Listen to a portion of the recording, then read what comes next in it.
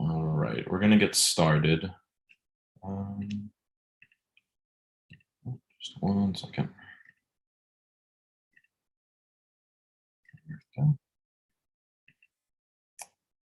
Okay, so let's get started. Tonight we're going to be talking about social structure and stratification. Just one second. Hold on.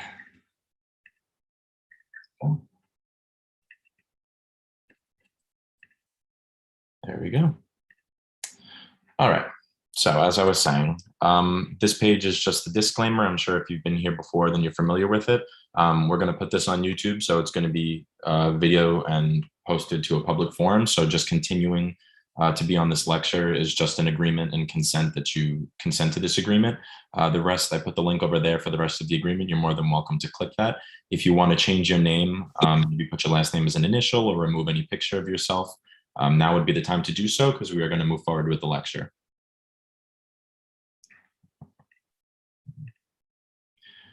All right, so just a summary. This is the 15-week MCAT course. I think we are on week 12 now. That's the link to the GroupMe. You can use that to get onto the GroupMe, share it with your friends, anything like that. This is our Instagram page at SocraticMed_. Our YouTube page, I linked over there as well, so you can always come back to the slideshow if you're not familiar with how to get to the page and click that. And as a summary, we do 3 lectures a week. For anybody new, we do them on Thursday, Friday, and Saturday at 8:30 p.m. And then we also have unstructured office hours every Sunday at 8:30, where you could take your questions if you had any questions about the lectures from the week or anything about MCAT in general. You can take it to the office hours, and 2 of our tutors will help you out. Okay. So we're going to start a review of the 4 main sociological theories. So I say review because this was actually in one of Janelle's lectures earlier, but we're just going to quickly go over it because I think they are pretty important. So the first one is structural functionalism. It's influenced by the ideas of Herbert Spencer and Emile Durkheim. Herbert Spencer was a philosopher, I think, around the late 19th century, and Emile Durkheim was actually, some consider him the father of sociology, and he was in the early and middle parts of the 20th century. So this concept of structural functionalism has ideas of the 2 of theirs and even a couple of others. But these are the 2 big names for structural functionalism, specifically Emile Durkheim. And the general concept for functionalism is that societies are held together by the interdependence of each part.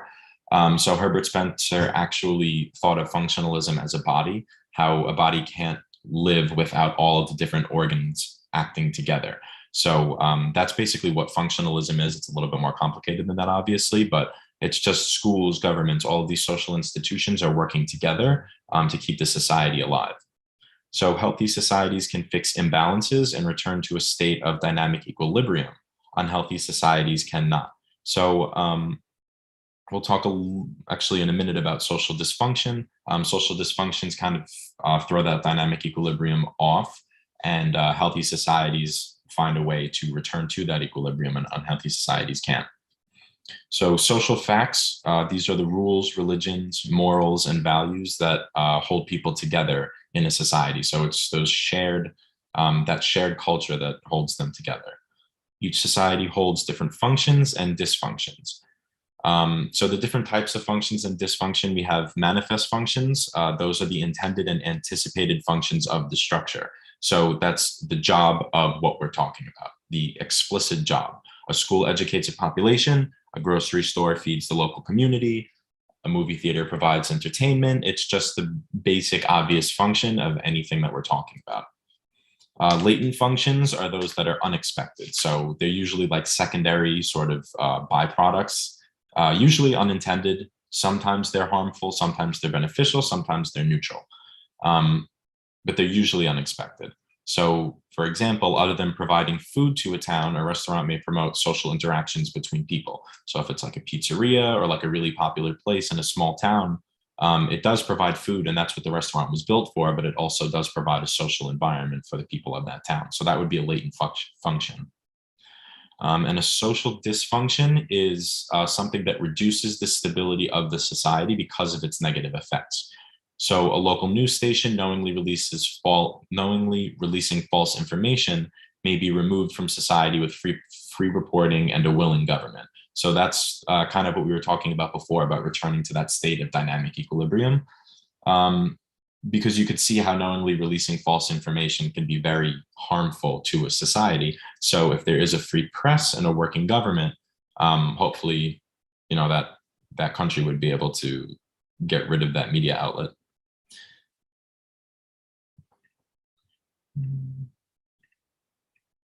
The second one is conflict theory. It is created from the ideas of Karl Marx originally, and later by Max Weber. So society is held together by the competition for unlimited resources. And that's a theme that you see a lot in sociology, even in biology and evolution, this concept of what's called a Malthusian ceiling. We live on a finite world and we have finite resources. So conflict theory is basically just looking at society through that lens, how we're all acting and we're competing for resources. So that should say limited right over here. That should not say unlimited. So I will fix that after, but it is a competition for limited resources. I just want to clarify that. And all societies have resources unequally distributed between a ruling and working class. So Marx and Weber said that every society has resources, but this conflict comes because the resources are unequally distributed. Hegemony is the controlling of culture by the ruling class to keep the working class subdued. So we have these two classes. Obviously, the resources are distributed more heavily amongst the ruling class than the working class. And then there are a multitude of ways the ruling class keeps the working class in order. And one of the most important ways that they do that is through hegemony. So the controlling of culture means that the ruling class is basically forming the culture. And the culture that they are forming is one that's beneficial to the system that they're currently running. So a lot of times I see the example of the Protestant work ethic used for this as an example.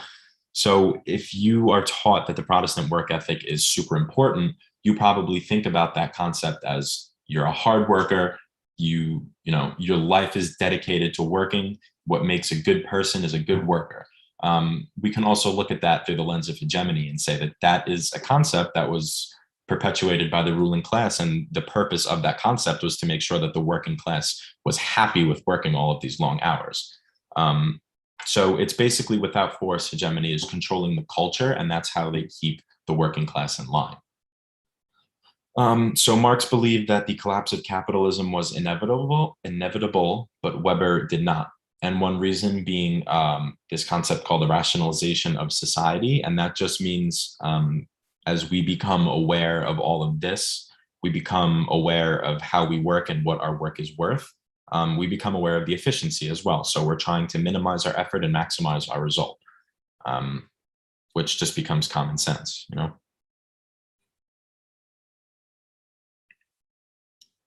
Okay. Theory number 3. Oh, and I just wanted to mention really quickly that those first two theories were macro sociological theories, because we're looking at sociology from a top-down perspective. So we're looking at the entirety. So structural functionalism, we're sort of looking at these structures and how they create society. And then conflict theory, we're sort of looking about how these different institutions compete and these different classes compete.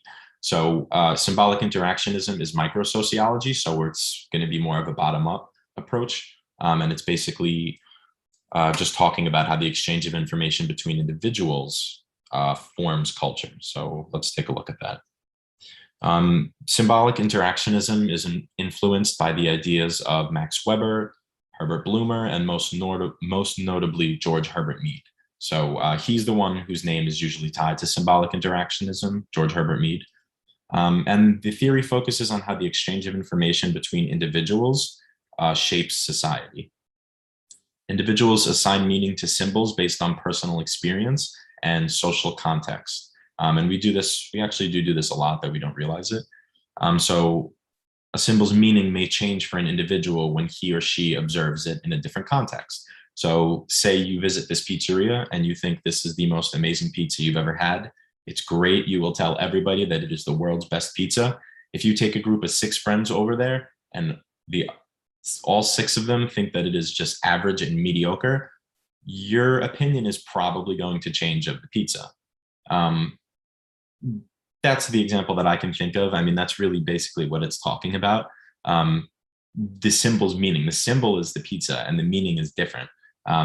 When it changes in a social context, the meaning of the actual symbol is going to change as well. So because of this, society is constructed from the understanding of the interpretations of individuals. So symbolic interactionism is basically just saying that all of our interactions and all of our realities are just formed from our interactions with each other and how we perceive others' perceptions. So the principle of meaning is central in symbolic interactionism. So we ascribe meaning, generate meaning through interactions with others, and we change these meanings based on interpretation, social context, and the thoughts of others. So that's basically what I just said with the pizza example. We give meaning, you look at this pizza, you taste it, you think it is the best pizza in the world. Through our interactions with others, those 6 people we're bringing, we're going to change our meanings based on the interpretation, the social context, and the thoughts of those friends. So we'll change our mind. We probably won't think it's the greatest pizza ever again. And another concept that comes up with symbolic interactionism are needs principles of the I and the me. So the I is the individualistic self. It's basically who you are. I is the subject pronoun, if anybody is good at grammar. So it's the active form of the first person.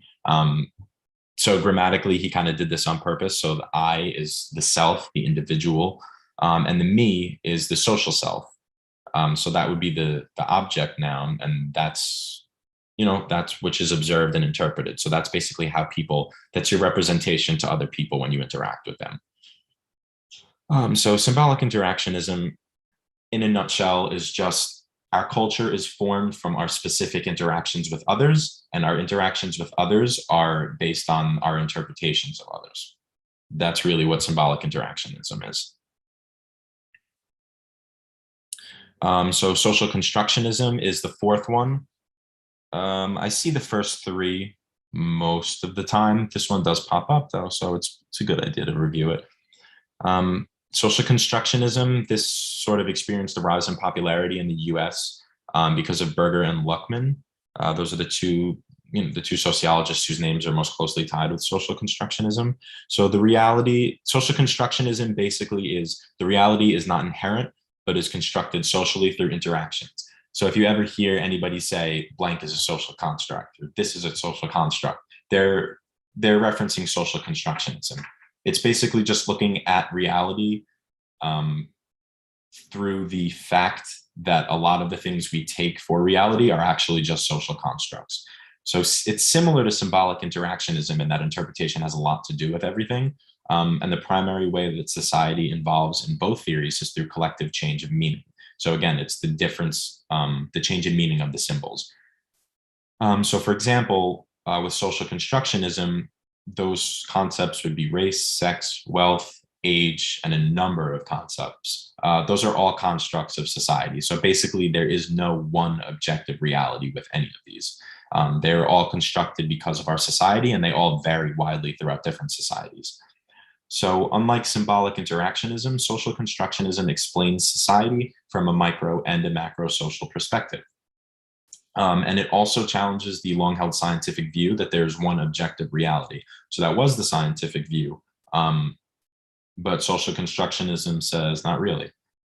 Race, for example, is a social construct.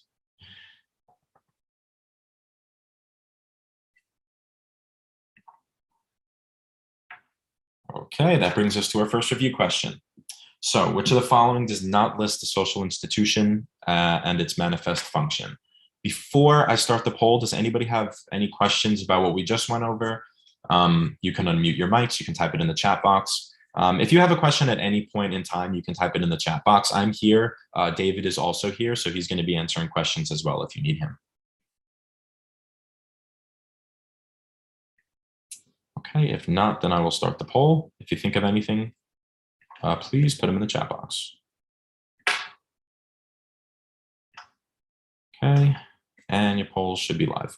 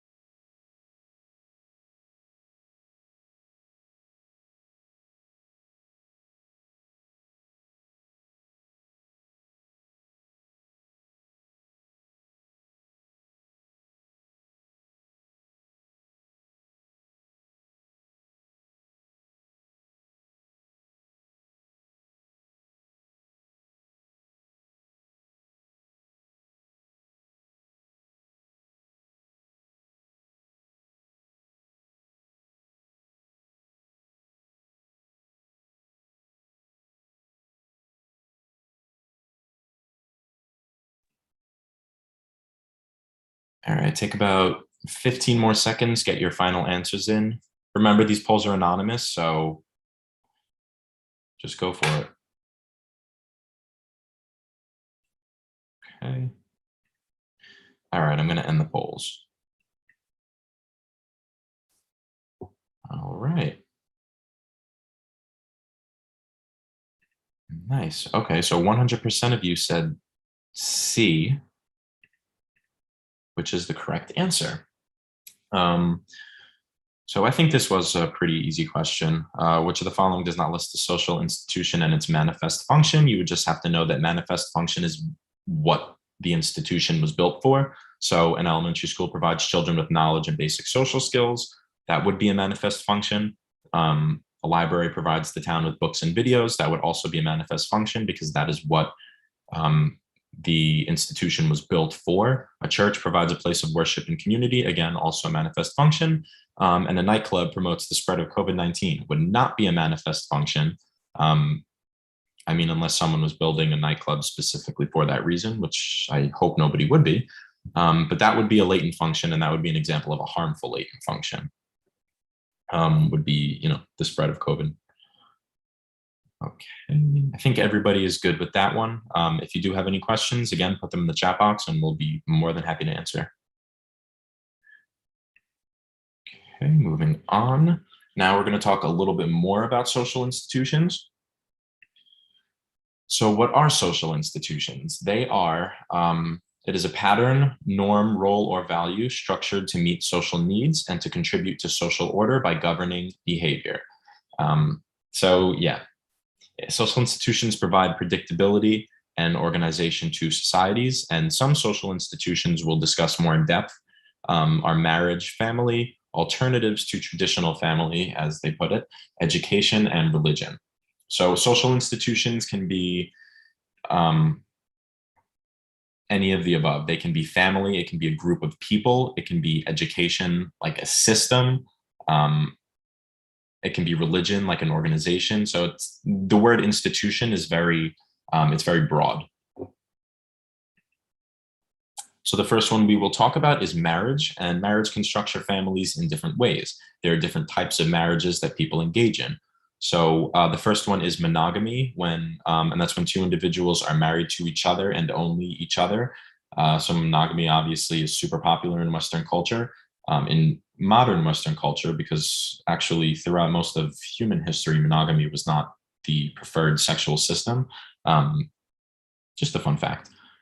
So apart from monogamy, we have polygamy, which refers to when an individual is married to multiple partners. And within polygamy, there are certain distinctions. So polygyny refers to marriage in which a man is married to multiple women, which is the form of polygamy that you would probably see most often. And notice GYN as in female, so that'll help you remember that. Poly meaning multiple. So that's when the man is married to multiple women. And the other one is polyandry, which is when one woman is married to multiple men. And again, poly meaning multiple, and the andro, meaning male. So marriage, sexual behavior, and the extension of the family from marriage differ widely across cultures, like we were just saying.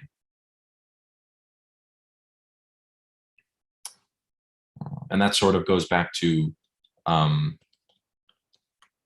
the social constructionism, how everything is a social construct. So it's constructed from your society. It's sort of this interconnected back and forth. We structure society and society structures us.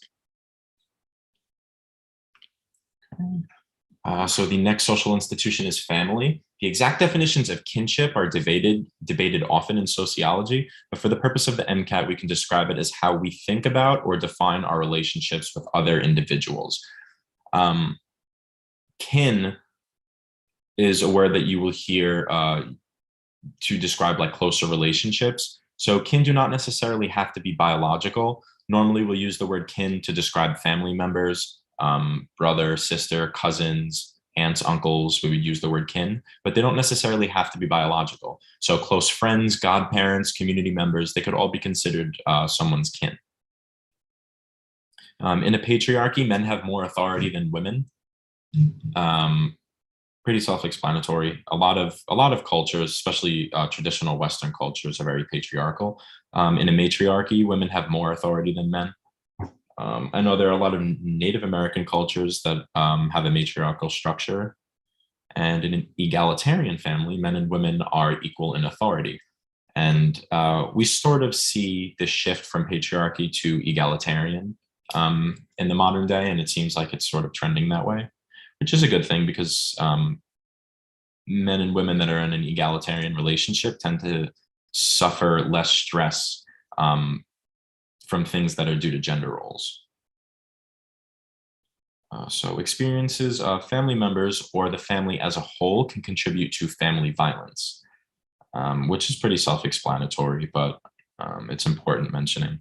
So this family violence, it takes different forms. Obviously, the specific forms, there could be child abuse, which is when the parents abuse their children, domestic abuse, which is when one partner abuses the other, and elder abuse, obviously, which is when a person that is younger takes advantage of and abuses someone who is older. Okay. The next social institution is alternatives to traditional families. Divorce is becoming more prevalent in the United States. This could be due to the continuing secularization of mainstream thought, the growing social and financial independence of women, or lessening legal barriers. So traditionally in the United States, divorce wasn't super popular just because of religious reasons and whatnot. But now because of secularization and just the broadening of mainstream thought, divorce is obviously becoming more common. Cohabitation is when two people are in a romantic relationship and they live together, but they're not married. So this has also risen in the US for pretty much the same reason.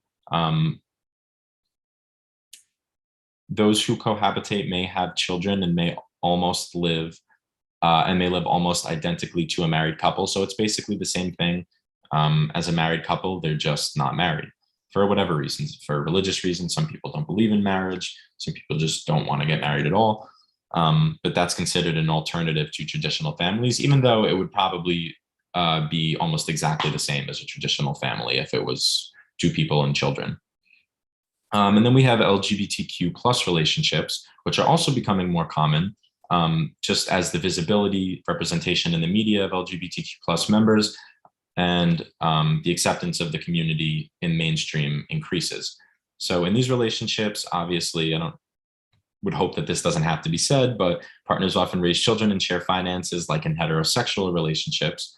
And many countries around the world legally recognize gay marriage now. So there's sort of some blurred lines between alternatives to traditional families and just a family.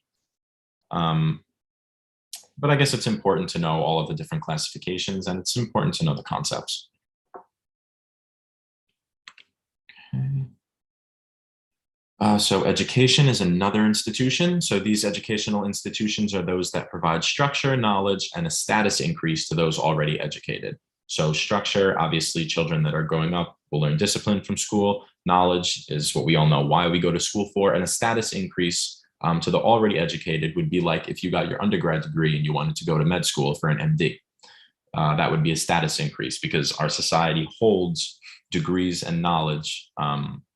It assigns them merit. So it's an important thing. So we would have a status increase if we had a prestigious, say, 4-year degree or 10 years of school ahead of us.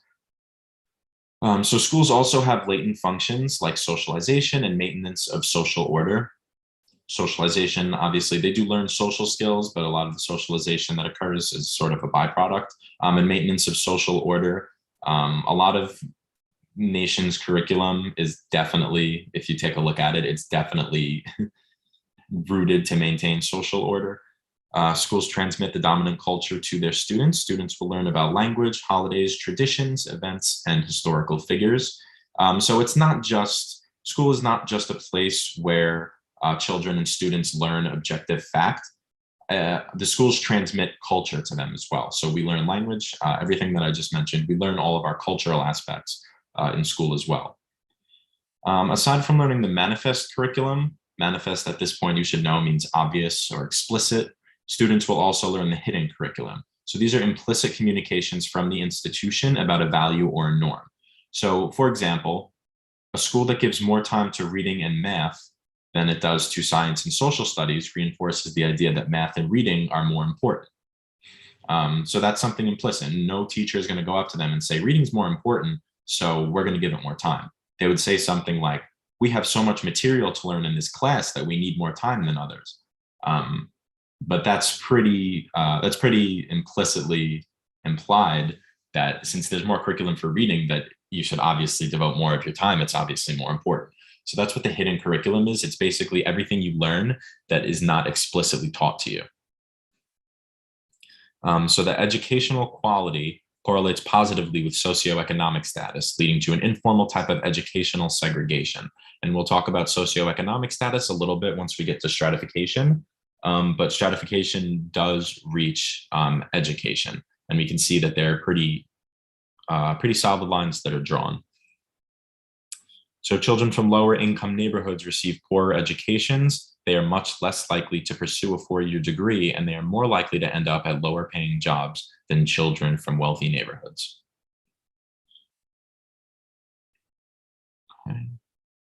So religion is considered another social institution. So organized religions are based on behaviors and attitudes that are regarded as sacred or worthy of reverence. So that's a very loose definition of what religion is, and there are just such different, diverse religions that it's very hard to categorize all of them with one single definition. But there are multiple forms of religious organization. So the first one is Ecclesia, and that is a religious organization which dominates a society as the only acceptable religion. So usually there is no tolerance for other religions. It's usually integrated into the society's government. A lot of ancient cultures were like this. We even have some cultures today that do it. I believe Sweden has an official church. They're a Lutheran state. Same thing with Iran. They are an Islamic state. And yeah, it's pretty much just one dominant religion. So a church is a religious organization that is noticeably present in a society. So it is very prevalent in society, but it's not the singular religion, and there is tolerance for other religions where a church is normally. So members are typically born into the church, but converts are also accepted. And for Ecclesia, I should also mention that all members are born into it, and you can't opt out. There's no option to not be a part of it normally. So they have a well-stipulated rules and are concerned, this is the church again, and they are concerned about both the sacred and ordinary aspects of life. So they usually have rules to follow. Christianity has the 10 Commandments, obviously, and they have a couple of different sets of ways to live your life. A sect is a distinct religious group separated from society. So they usually develop from another religious organization.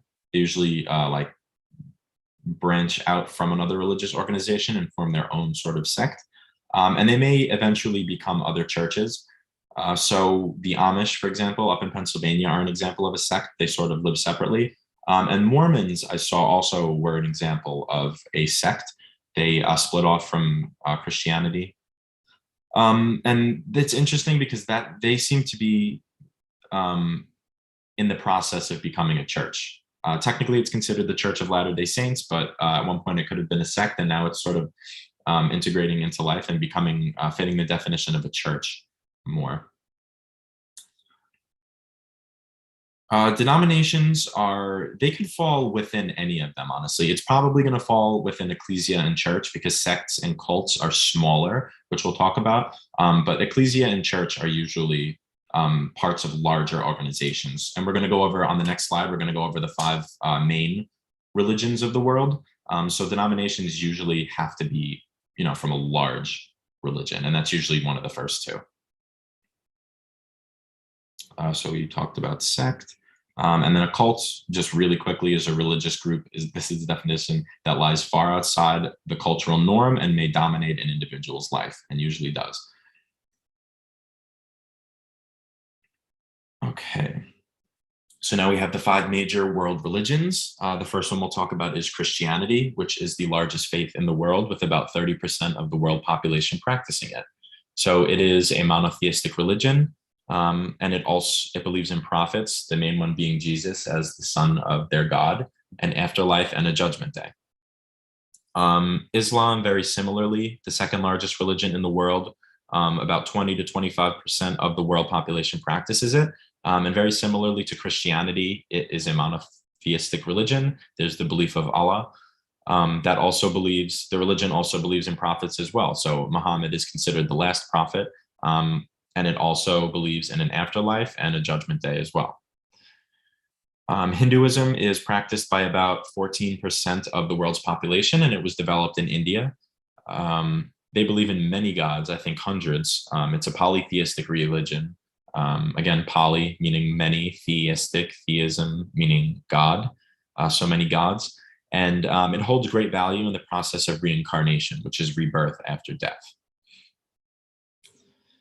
So Buddhism was also developed in India, and Buddhism really places heavy importance on meditation and the practice of letting go of physical and material pleasures. You can definitely look these religions over again if you want a little bit more in depth of them.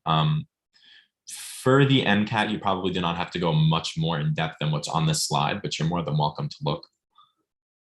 Judaism is also one of the 5 major world religions. It's practiced only by about 0.22% of the world's population.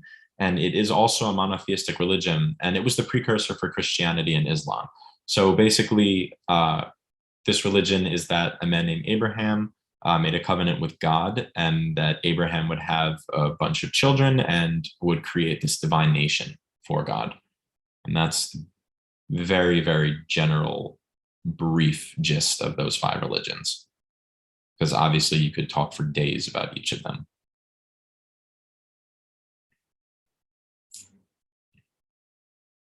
Okay.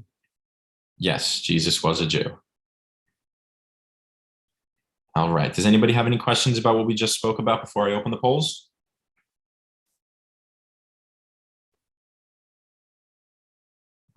Okay.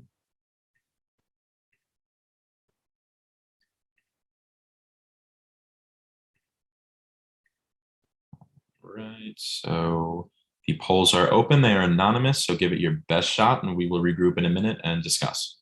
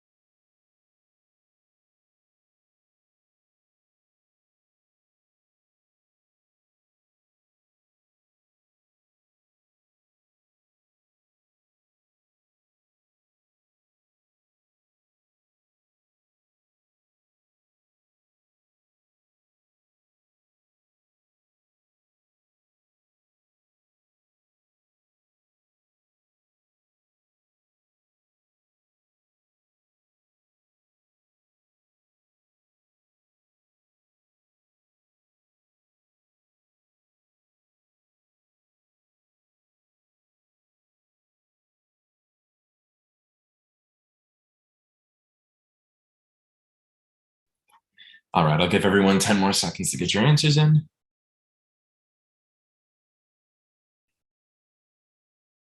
Okay. All right, so 100% of you said D, which thank God. So all the following could probably be considered kin, except you're basically just looking for an unfamiliar person, someone who is not closely joined to a community with you. Your godmother would be, your sibling definitely would be, and a first cousin also would definitely be considered kin. Waiter at a new restaurant, if it's new, you probably don't know him. He's not kin. Simple enough? Cool. All right, so we're going to move away from social institutions, and we're going to talk a little bit about governmental and economic institutions. So what are governmental and economic institutions? There are many different types of political institutions. So the first one that we're going to talk about are autocracies, and these are including dictatorships and monarchies. So these are ruled by one person or a small group of leaders. It's usually one person. It's maybe like one to two, maybe a couple. So like a dictatorship, if you have a dictator, a monarchy, you would have a king or a queen. If you have a king and a queen in a monarchy, that's really kind of considered a small group. It would still be considered an autocracy, even though there's more than one person. We also have Aristarchies. So this is including aristocracies and meritocracies. And these are governments that are controlled by a small class of people. So aristocracies are controlled by the aristocrats. It's usually a wealthy ruling class that controls the government. And meritocracies are ruled by those who have been assigned a set of desired skills. So it's usually, again, a smaller group of people. But aristocracy is the main form of aristocracy that you'll come across. Authoritarianism, including totalitarianism, which is probably the most common form, is a government with unelected leaders. And basically, in a totalitarian government, they control every part of the civilian's life. So they control the government, and they also control a lot of its people's private lives as well. So democracies, including direct democracies and representative democracies, are structures in which elected leaders are chosen by the citizens. So while power belongs to the citizens, the extent of the decision-making power may vary across different communities. So what that means, if we're talking about like disenfranchisement and like voting power in the United States, we could see that maybe, across different groups, certain people don't have the same access to voting polls, certain people don't have the same voting powers as others. So while there is power to the people, it's not always evenly distributed. So direct democracy would be everybody voting directly for a specific issue, and representative democracy would be voting to elect a representative who would make decisions. And in a lot of modern governments, there's a mix between the two. So even in the United States, there's a mix. We have referendums in the United States, which is a direct vote on issues. So that's a form of direct democracy. And then most of our other legislation is generated through representative democracy. We elect state representatives, town representatives, federal representatives. And like I said, most governments are a mix of the two. And then we have oligarchies. And a theocracy is considered an example. So that's when nations are ruled by a small group of elected or unelected leaders. So while they may be elected, the group usually has little to say in decision making. So oligarchies are basically autocracies, they're just slightly bigger. It's usually a group of people, maybe a group of rich people. And regardless of whether they're elected or given the illusion that they are elected or if they're unelected, once they're in power, they pretty much do everything as an autocracy. The public usually has little to say in decision making. So it's a lot about the illusion if they're elected.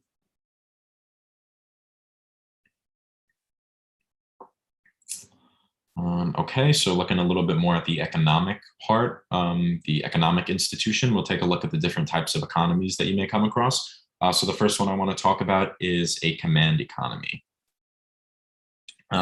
Those in which economic decisions are based on a plan of production.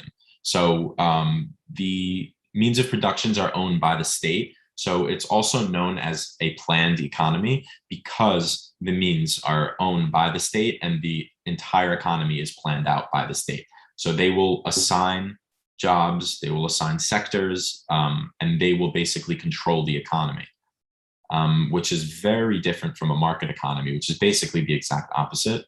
Economies that are based on supply and demand, these economies have privately owned means of production and often follow laissez-faire principles. So laissez-faire means absolutely no government intervention, hands off, the market goes where the market wants to go. A lot of people think that that's the only way that it can survive. A lot of people don't. And market economies are usually, they're usually incentivized by capitalism and personal incentive. Personal profit, which we will talk about on the next slide when we talk a little bit more about different systems. And mixed economy is a mix of the two, which again is a super popular form of economy that you'll see throughout the world.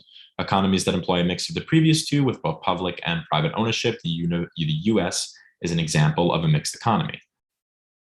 So any sort of public works project, federal works project, any sort of economic activity that is run by the government would be considered an aspect of a command economy. And then obviously the US has a bunch of privately owned businesses that would be considered part of the market economy. Put them together, we have a mixed economy.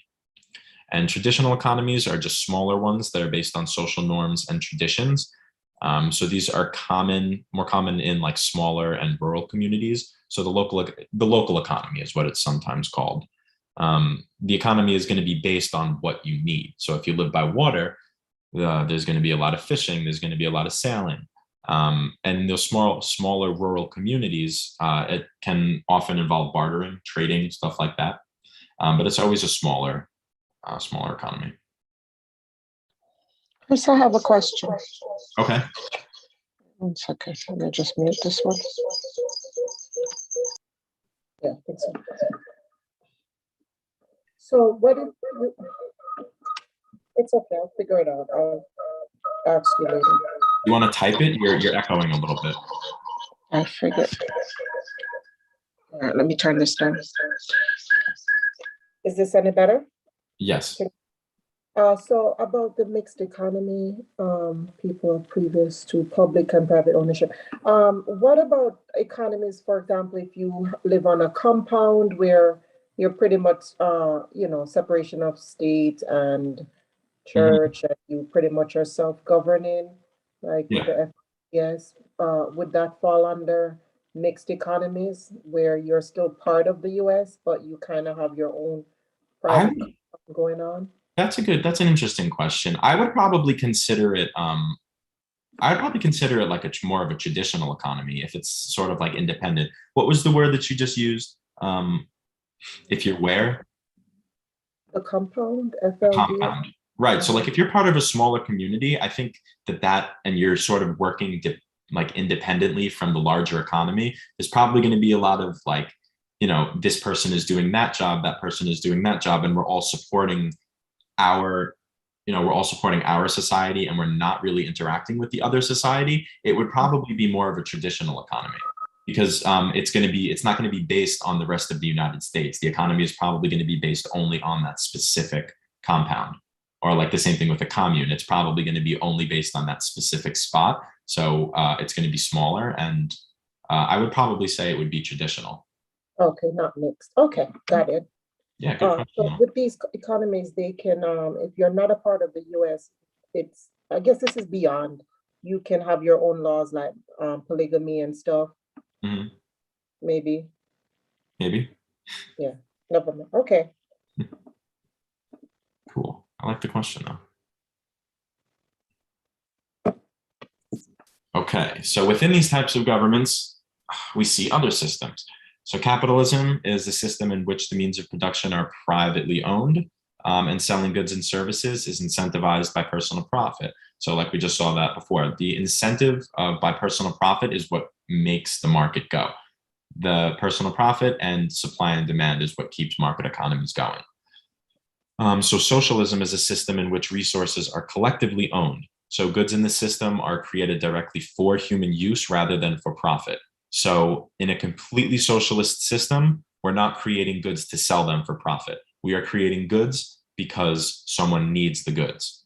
There is no personal profit. Everybody has a job. Everybody creates the products specifically for what needs to be used. And the economy is usually centrally controlled by the government. So theoretically, a completely socialist country would most likely be a command economy as well. And communism, obviously, is a super advanced form of socialism where there is common ownership of everything. There are no classes, there is no money, and there are no states. So welfare capitalism is a capitalist system with an extensive social welfare program. So it's sort of a blend between capitalism and socialism. And a lot of the countries in Europe subscribe to welfare capitalism because they are capitalist systems. They do have free market aspects to them, but they have, for example, a lot of them have like subsidized medicine or single payer systems, which would be considered an extensive social welfare program. So it's sort of a blend between capitalism and socialism.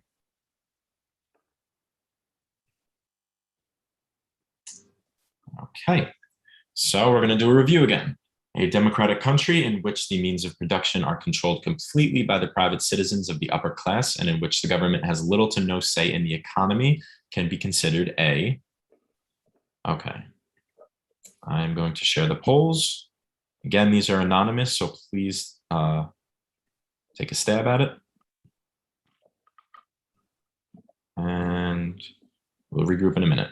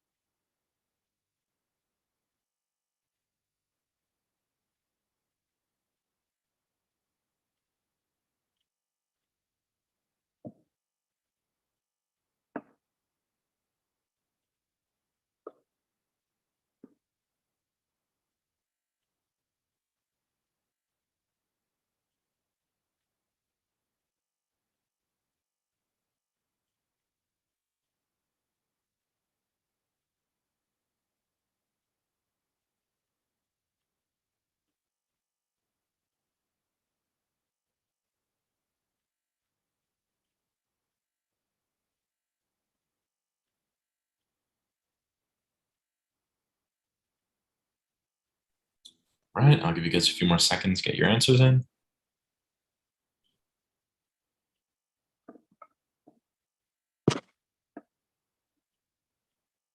Okay, going to end the polls. All right, so all of you said A, which is the correct answer. I think I should make harder questions. But yeah, so controlled completely by the private citizens, a market economy, the government does not own the means of production. The citizens own it. So regardless of who owns it, as long as it's privately owned, it could be considered a market economy. In which the government has little to no say in the economy. Again, market economy. In a command economy, the government controls it. In a mixed economy, there's a little bit of both. And in a traditional economy, we're really just a small society in which the economy is based around the local traditions and the local culture. Okay. All right, so now we're going to talk a little bit about healthcare institutions.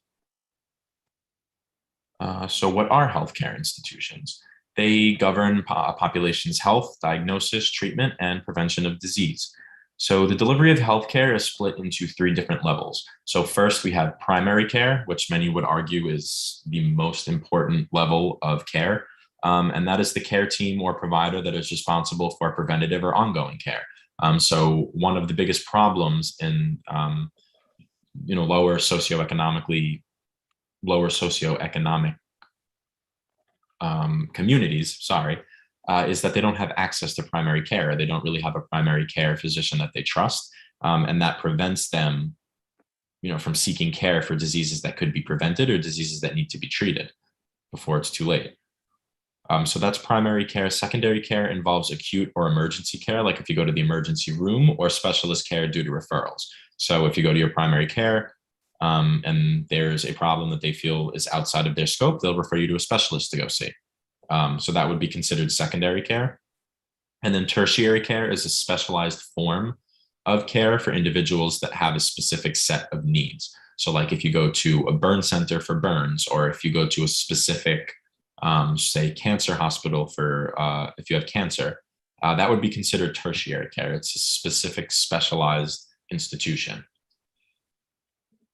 So the way we look at disease varies by culture. Again, we're talking about social constructs. Different culture may place more or less importance on different aspects of health.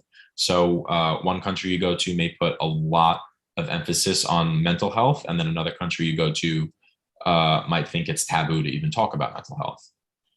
So many countries, for example, wouldn't consider ADHD as an illness. And medicalization is the process by which a condition is reconceptualized as a disease with a diagnosis and treatment. So there are some cultures, I remember reading that when their elders get old and they start showing symptoms of Alzheimer's, they don't really diagnose them with a disease because it's just part of the culture, and they just think that that is a part of growing old.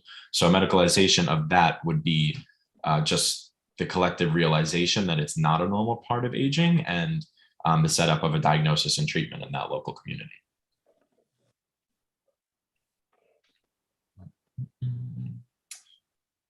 That is a good question. I don't remember what culture that was. I want to say it was, I don't think it was a Western culture, but I could definitely find that out and put it in the group me.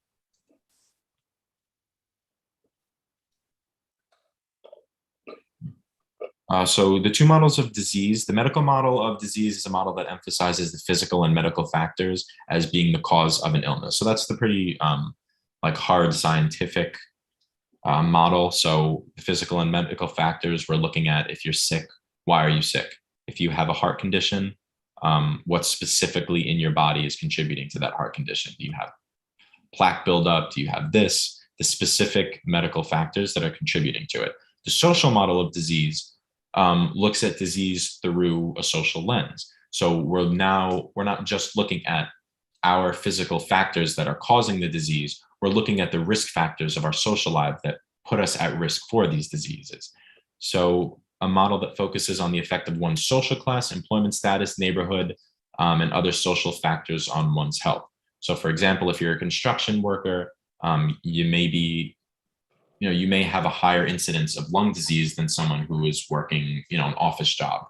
So the social model of disease, we would look at those factors rather than looking directly into the person's lung and seeing, maybe scarred alveoli tissue or something like that. So it's just two different ways that we look at disease. It's sort of like the causes of the disease and maybe like the correlations. But I would argue that they're both pretty important. They're both important ways that we understand disease. So we're going to continue on with this. Social stratification very drastically affects healthcare, as I'm sure a bunch of you know. Low-income individuals often cannot afford healthy food, work multiple jobs, and have no time for exercise. They have limited time to sleep, and they are exposed to many stressors throughout the day. And this is also super evident with COVID-19. A lot of the essential workers, they're blue-collar jobs, they are lower-paid jobs, and a lot of these people we could see disproportionately affected by COVID-19 because of this. So that was very evident. Very low-income areas where healthy, fresh food is hard to find because of the lack of grocery stores are known as food deserts. So this is why those low-income areas are more likely to eat high-calorie foods with low nutritional value. So you're not going to find a Whole Foods, but you may find a McDonald's. And there is a higher rate of obesity among those impoverished in America, at least. But yeah, it's just because they can't really afford organic food. They can't really even afford fresh food at all, or they have trouble locating it because it's too far. Okay, and then a little bit more on the sociology of sickness. We have this concept called the sick role. It was developed by Talcott Parsons. And it's a concept that describes how society reacts to an ill person not being able to contribute to society temporarily. So if you just take off of work for a week for no good reason, you just want to sit around. If you don't have the best relationship with your coworkers, they might not be so apt to help you. They might not want to cover for you when you're there. If you're just taking off, you say, screw you, and you leave, they're not going to want to cover for you. But because of this sick role, Parsons said, if the others can consider this illness legitimate, they're going to exempt you from that deviance. They won't consider you deviant because the sickness is not your fault. So they will excuse you from your normal social roles and they will cover for you. This, however, doesn't always hold up empirically, because sometimes for chronic diseases, people have to go through struggling. They have to continue their daily life. Stigmatized diseases, people probably will not confer the sick role to those who catch a stigmatized disease, say an STD, for example. If you catch an STD and it is debilitating to you and you can't go to work for one day, certain people might not be as empathetic to you, and they might not cast the sick role on you and allow you to be exempt from your work just because they feel it's not legitimate. And it's the same thing with little known diseases. If you're not familiar with what the disease that the person has is, you again may not cast them the sick role because you're not familiar. You might think they're faking it. You might think they're exaggerating their symptoms. So you're not going to let them off the hook, basically. And the illness experience basically just takes into account the patient's subjective experience of the illness. So instead of looking at how other people treat us when we're sick, the illness experience is just how we experience it. So it's concerned with the meanings that we give our illness, and how it affects our daily lives. So how it affects our roles throughout the day. If you catch COVID-19, your life is going to change for 14 days. You're not going to be able to leave your house. And how does that affect you? How does that affect how you think about yourself? How does that affect how your friends think about you? That's basically what the illness experience is considering.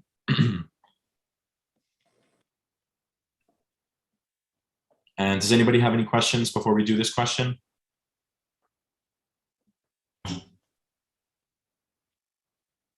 If you think of any, you can type them in the box. But I'm going to start this question. A patient is referred to a pulmonologist to further examine his lung pain after working in a coal mine for years. He's now seeking which type of care? So give me 1 second. All right, ladies and gentlemen, the polls are open. So take a minute, we'll regroup and discuss.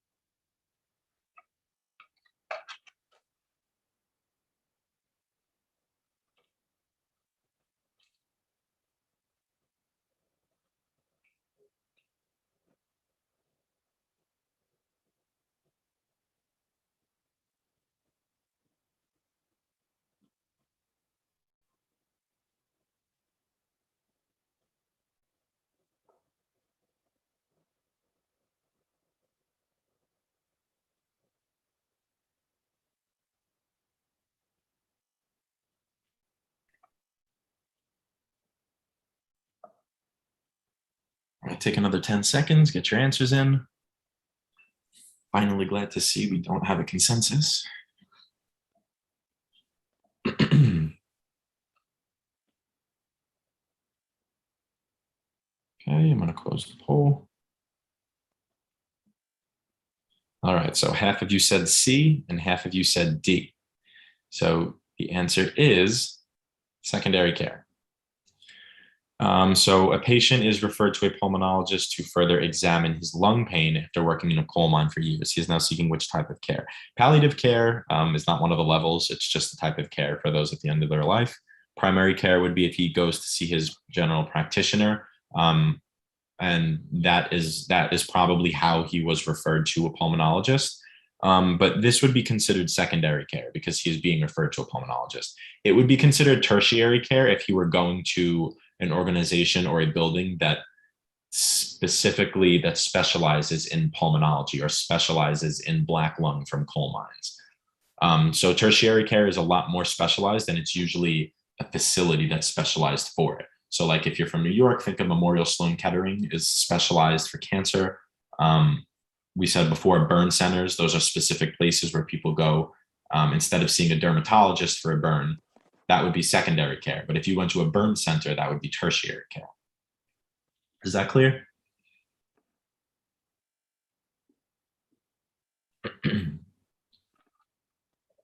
Cool. Okay.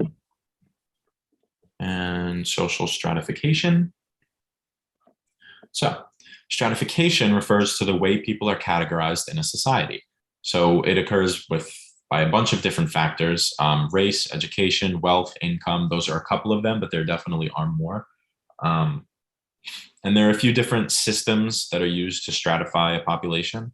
Two of them are the caste and the class system. So the caste system is set up a stratification with immobility. So people are born into the caste and they remain there. It is paramount that a caste system does not allow social mobility. That's basically what separates caste and a class system. So class systems consider social variables as well as wealth, and that contributes to the upward mobility, the possibility of upward mobility. So upward mobility is possible in class systems, but keep in mind it is limited by lower classes' resources. So if you're born into poverty, there's a chance for upward mobility, but it's going to be very difficult because you don't have the resources to accomplish that. And yeah, caste systems, like we said, do not allow that. So a lot of times when you learn about Hinduism or early India, you learn about the caste system. The caste system as being an inherent part of Hinduism, which I believe was abolished. But that's usually where you learn about it. And again, the difference between caste and class is that there's no mobility in the caste system. So stratification is usually discussed in terms of socioeconomic status. You'll see SES a lot. It consists of three components. So power is the ability to get others to do something. How you can get others to do something doesn't matter how. Could be with money, charisma, whatever it is. Power is just the ability to get others to do something. Property is basically what you own, your possessions, your income, how much stuff you have, basically. And prestige is the reputation you hold, the respect you get from others, your reputation, what other people think about you. Those three basically make up socioeconomic status, and that's how we look at stratification. And power and prestige often rely on privilege, which is a set of advantages exclusively available to a person or group. So I would definitely know these terms and know the difference between the four. They're all P's and they're kind of confusing. But I do see them on the sociology and psychology portion a decent amount. So I think it would definitely be worth your while to make maybe flashcards or something like that and just separate them in your minds and make sure you know the definition of each of them. So a little more on stratification. We have intergenerational mobility, which refers to the movement of a person from a different generation to a higher class. So we have parents that were born in poverty. They have kids. They find a way to send their kids to school. The kids end up making more money. They become pretty wealthy as adults. That's intergenerational mobility. Intragenerational mobility refers to the movement of a person from the same generation to a higher class. So say a working class family or an impoverished family has two kids. One of them remains impoverished. One of them becomes middle class. That would be considered intragenerational mobility because we have in the same generation mobility to different social classes. Social reproduction is another thing that I see a lot on the MCAT. It's when social inequalities are reproduced and passed to the next generation. So both cultural capital and social capital may contribute to this. So when I say contribute, I mean they'll either make social mobility more or less possible, either or. So cultural capital is any non-financial asset that one may use for upward mobility. So anything, anything non-financial and really non-social that you may use for upward mobility, and education is the main one. Social capital, on the same hand, refers to the ability to create social networks for upward mobility. So who you know. Social capital is who you know, and it can help you up. So both types of capital can also help solidify one's place in your socioeconomic status. So who you know, obviously, if you know the right people, you can move up. If you don't know the right people, you could probably stay the same. You might even move down. Same thing with cultural capital. We can use education to better ourselves, but the education system sometimes also just cements the stratification that currently is. So these types of capital, they're used either to remain or to move up. And intersectionality is the consideration of multiple identities of a person to create a unique social situation. So to understand their unique social situation. So for example, a Muslim woman, we can't really understand her social situation by evaluating just one of her identities. So we can't understand how she interacts socially or how she lives in her social world by just understanding her as a woman or just understanding her as Muslim. Intersectionality it's a combined effort. Both of the two combine, and it creates one unique social situation. And unfortunately, the privileges and discriminations will also compound with intersectionality.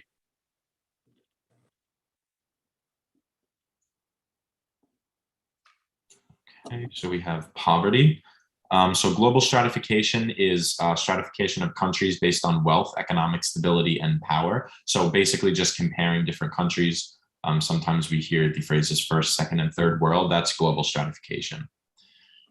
So women and racial and ethnic minorities often bear the brunt of the unequal distribution of resources, which is pretty evident in basically any country. I mean, you can look at the wage gap for women. Like I just said, the distribution of healthcare among racial and ethnic minorities is another example of that as well. And then we have different types of poverty. So relative poverty is the inability to meet the average standard of living in a specific society. So we have in the United States, we have a poverty line. If you live below that poverty line, you are considered impoverished. You definitely will not have the same quality of life as someone who's making 2 or 3 times the amount as you. But when you compare that to the poverty of a developing nation, say over in Asia or over in Africa, it's relative. You would still have more money than another civilization. Which brings us to absolute poverty, is the inability to meet a bare minimum of basic necessities like shelter, water, and food. So that is absolute poverty, means you are struggling to survive. Relative poverty is usually set by the society, and then absolute poverty is survival, is life and death. You're unable to make the bare minimum of basic necessities. So those two are pretty different. Marginal poverty is poverty due to a lack of stable employment, and structural poverty is poverty due to the effects of the society's underlying institution. Those two aren't as important, but I definitely did want to throw them on there. Just different ways we classify poverty. Okay, so now we're going to talk a little bit about inequality in healthcare.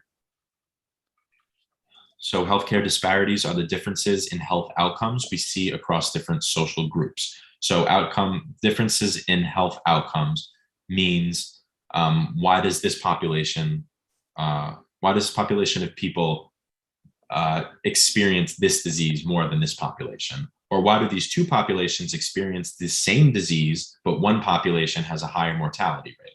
So these disparities are just measuring these different outcomes across different groups, across these stratified groups. So clinical trials, for example, have historically been performed mostly on men, and the results would be generalized to women, which has in recent years become a huge problem in terms of diagnosing and treating certain diseases for women, specifically with heart disease and heart attack. Men and women may experience the same diseases differently. Women tend to be treated less aggressively for heart disease because studies have been primarily on men. And that's the same thing with heart attacks. Men and women experience heart attacks differently. They have different symptoms. Men will experience very tight pains in their chest, which is the traditional symptoms that you would associate with a heart attack, because clinical trials and research had only been conducted on men. Women will experience heart attacks usually different. They might have arm pain. They'll get stomach pain, sort of indigestion. So those tend to be less obvious, but the reason they're less obvious is because not as much research in heart attack has been done on women than has been done on men. So that is one of the problems, and that's definitely an example of healthcare disparity.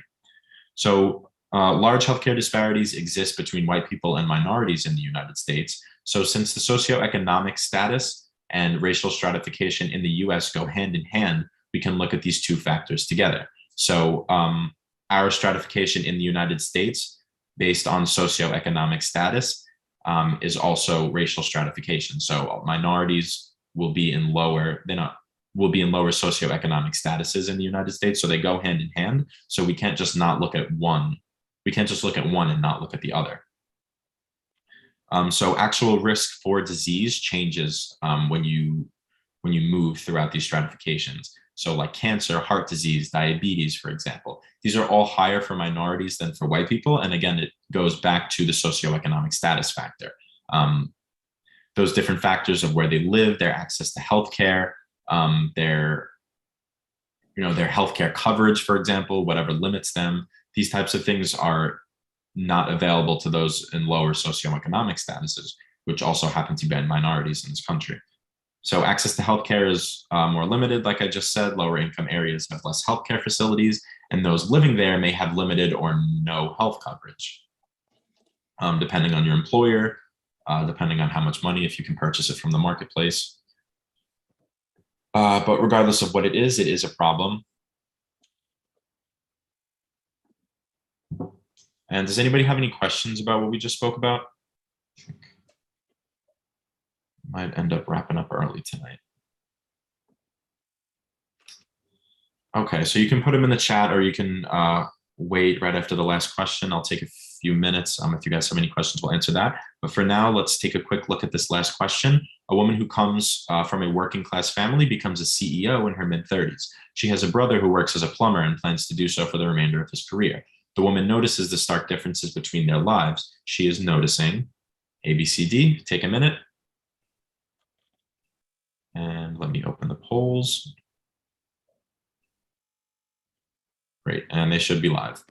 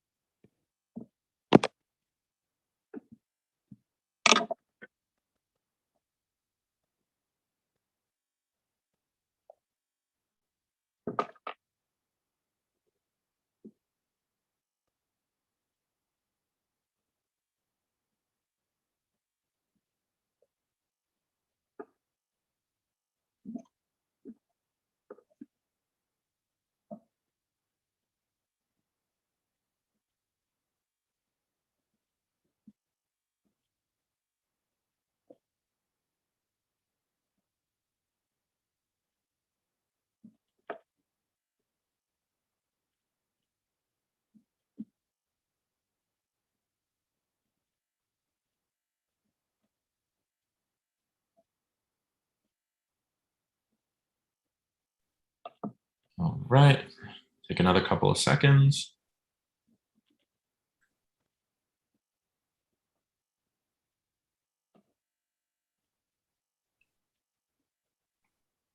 Okay, give me 1 second and I'm gonna close the polls.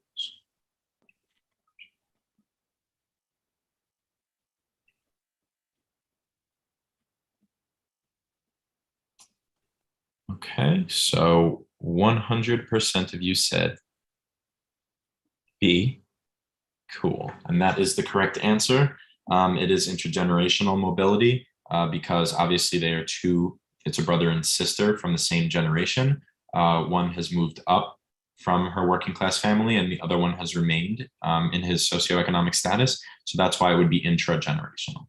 Intersectionality, like we talked about before, is just understanding the multiple identities and multiple minority groups that a person is a part of in order to understand their specific social situation. Social reproduction is the use of cultural and social capital. Social reproduction is just the reproduction of inequalities from one generation to the next. And marginal poverty is poverty that is caused by unstable employment.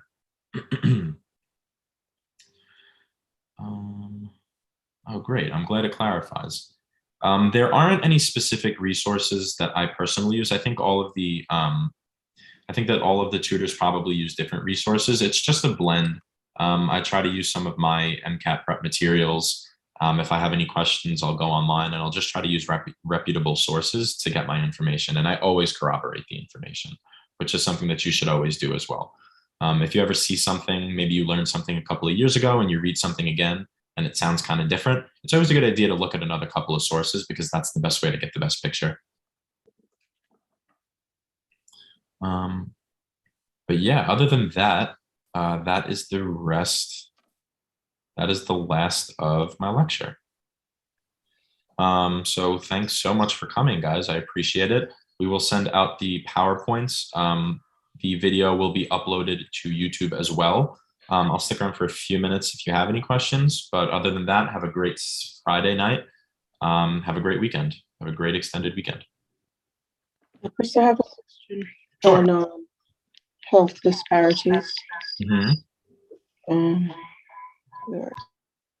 Yeah, you had outlined under healthcare disparities exist between you. There's a SES. What is that SES? You didn't go into it.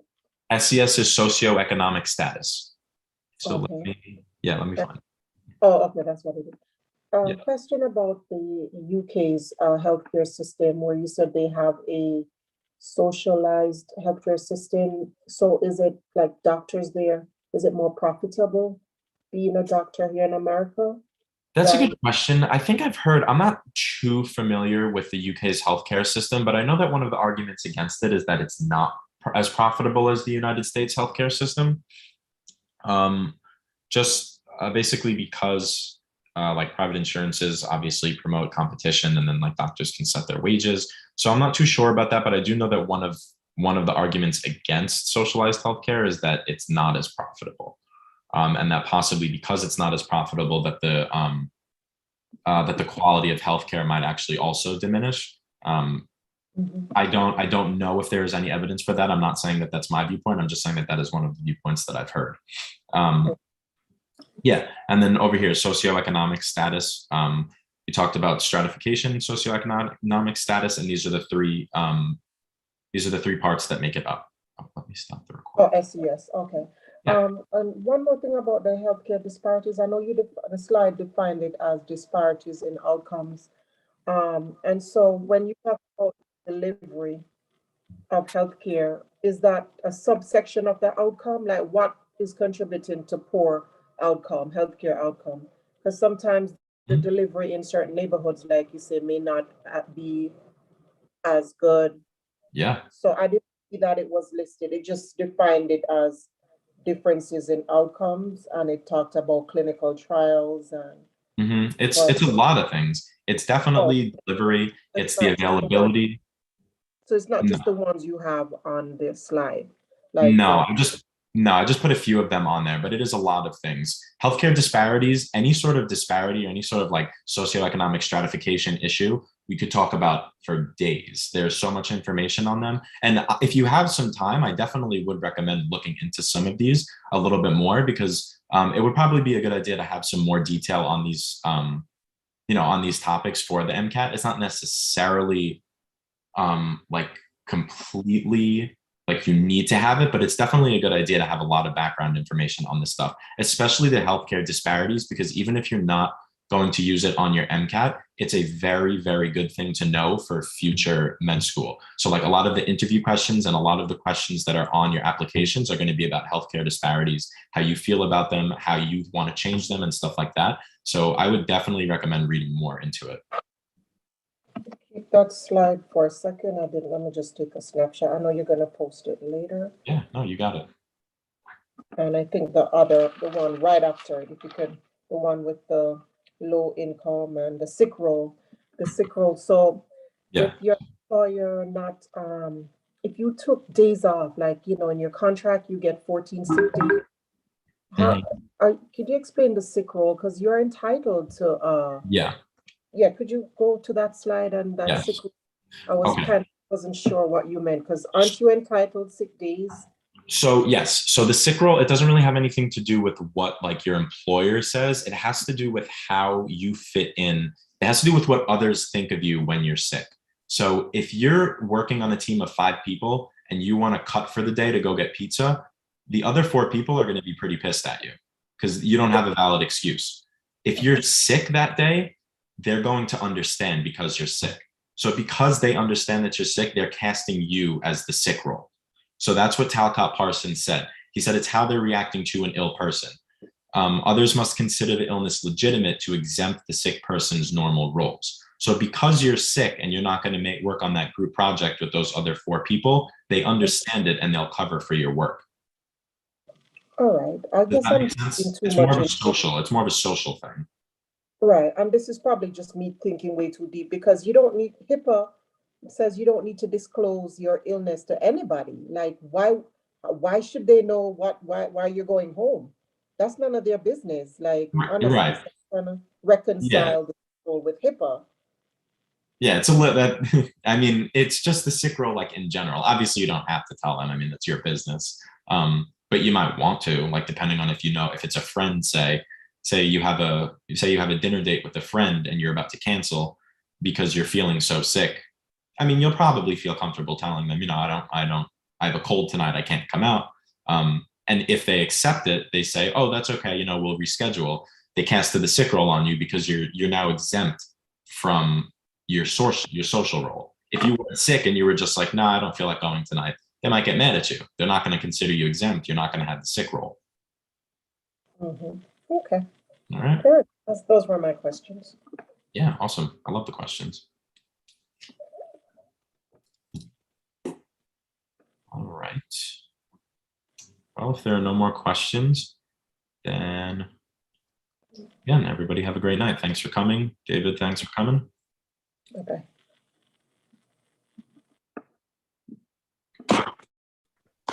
Good night.